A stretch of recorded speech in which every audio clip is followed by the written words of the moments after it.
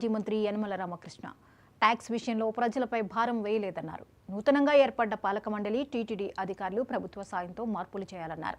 ఖర్చులు తగ్గించుకుంటే భారం తగ్గుతుందన్నారు. ఈ మేరకు తిరుమల శ్రీవారిని దర్శించుకున్న యనమల మొక్కులు చెల్లించుకున్నారు.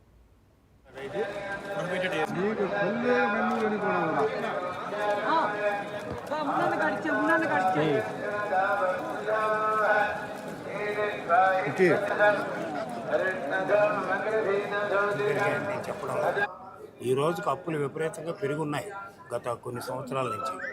అంటే ఈ అప్పులు కూడా తీర్చాలి ఒకవైపు, అదేవిధంగా ఆదాయం కూడా పెంచుకోవాలంటే ఇప్పటికే ఆదాయం అంటే మన ట్యాక్సేషన్ కూడా టాప్ లెవెల్కి వెళ్ళిపోయింది. దాదాపు చూస్తే మన ట్యాక్స్ బయాన్సీ రేట్ 9% ఉంది. ఇంకా ట్యాక్స్లు వేసి ప్రజలను ఇబ్బంది పెట్టేటువంటి పరిస్థితి లేదు. అది ఉన్నటువంటిది స్ట్రీమ్ లైన్ చేసుకుని ఆదాయాన్ని పెంచుకోవాల్సినటువంటి అవసరం ఉంది. అదేవిధంగా దోబరా ఖర్చుల్ని తగ్గించుకోవాల్సినటువంటి అవసరం ఉంది. ఇది ప్రభుత్వం చేయవలసినటువంటి బాధ్యత. అంచేత ప్రభుత్వానికి ఇవి చేసుకోవాలి. భగవంతుడి యొక్క ఆశీర్వాదం ఉండాలని మనస్ఫూర్తిగా కోరుకుంటున్నా. రెండవది వచ్చేటప్పటికి ఈనాడు దేవస్థానం నేను వచ్చి దాదాపు ఇంతకుముందు 5-6 సంవత్సరాలు అయ్యి ఉంటుంది. బహుశా ఎలక్షన్ ముందు ఇప్పుడు 5 సంవత్సరాల క్రితం వచ్చా. అప్పటికి ఇప్పటికీ కూడా కొంత మార్పు కనిపిస్తుంది. ఎందుచేతంటే ఏదైనా మార్పు రావాలనుకున్నప్పుడు, ఏదైనా రిఫార్మ్ రావాలనుకున్నప్పుడు, ఏదైనా చేంజ్ రావాలనుకున్నప్పుడు అధికారుల యొక్క మనస్తత్వాలు ఉండాలి. ఎందుచేతంటే భక్తితో ఉండాలి అధికారులు.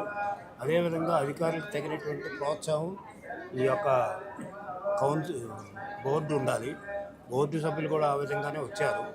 అంచేత బోర్డు సభ్యులు కానీ, అదేవిధంగా జేఈఓ కానీ, అదేవిధంగా ఈఓలు కానీ మంచి ఆఫీసర్లు వచ్చారు కాబట్టి, బోర్డు కూడా కొత్తగా వచ్చింది కాబట్టి వీళ్ళందరి యొక్క బాధ్యత ప్రభుత్వం యొక్క సహాయం తీసుకుంటూ, ప్రజల యొక్క ఆలోచనలు తీసుకుంటూ ఈ దేవస్థానాన్ని మరింత శుభ్రంగా, మరింత ఉన్నత స్థితికి వెళ్ళేటట్టుగా చేయవలసిన బాధ్యత వీళ్ళకు ఉంది. అదేవిధంగా ఏంటంటే పూర్తిగా ప్రజల మీద భారం వేసి ఆదాయాలు సంపాదించుకోవాలనేటువంటిది మంచిది కాదు వ్యవస్థలకి. అంచేత ముఖ్యంగా దేవస్థానం వీలైనంత కూడా ఫ్రీ సర్వీస్ చేసేటటువంటి విధంగానే ఉండాలి. అంచేత ఖర్చులు తగ్గించుకుంటే ఫ్రీ సర్వీస్ చేయడానికి అవకాశం ఉంటుంది. ఆ దిశలో బహుశా నేను ఇప్పుడు ఉన్నటువంటి జేఈఓ కానీ, ఈఓ కానీ, అదేవిధంగా ఈ యొక్క దేవస్థానం బోర్డు కానీ పనిచేస్తారని ఆశిస్తాను. పెరిగాయని నేను చెప్పడం లేదు. ఈ రోజుకు అప్పులు విపరీతంగా పెరుగున్నాయి.